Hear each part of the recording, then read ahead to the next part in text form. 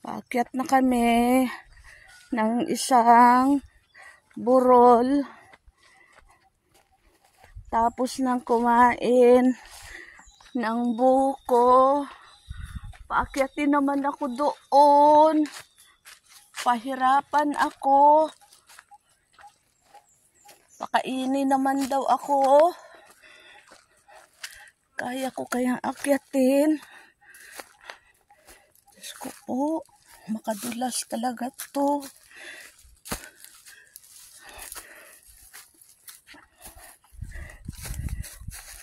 Baka mahirap na magbaba. Panot.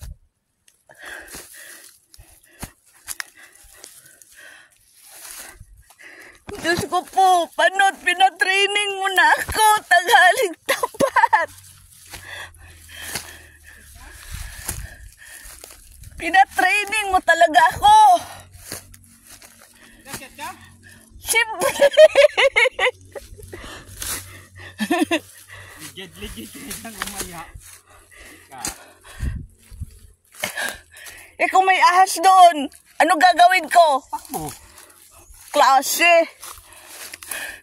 Yan na. Ay.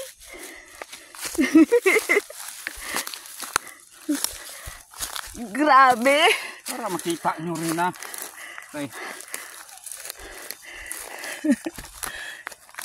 Grabe.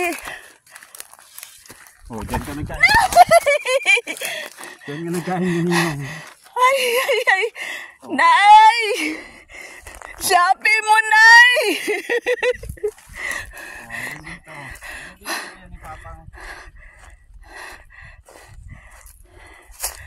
Aray ko! Mahirap mag-Shopee dito. Saan? Hindi malinis. Anong mga tanim doon? Ito, wala na yan. Yan dyan, yung mga Gemelina, wala na yan. Yan ang boundary. Ito. Oh, ayan ang boundary. Yan yung sinasabi na inyam. Tingnan mo.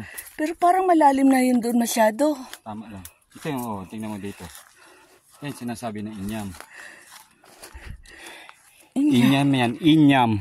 Yan, ito siya kinakain. Oh. Anong lasa? Tamis. Huwag mo lang ano yung liso. Ha? Tikman mo. Huwag lang yung itim. Ayan, pula-pula. Isang pula-pula. Ito, inyam daw.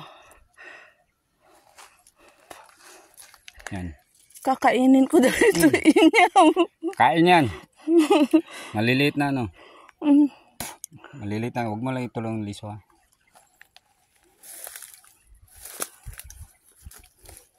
Maalat-alat.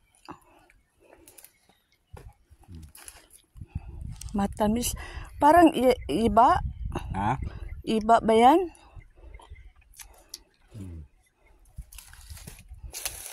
May high school nga, may elementary ka pa. Ano ba yan ganito? Gabili pa ako. Malay ko ba? Pati sa panahon mo, imposible panahon mo, wala ganito? Hindi ako nag-ano, yung cherries lang. Pero ito, hindi ko alam. Ito daw ay inyam. Kinain ko na. Ang liliit.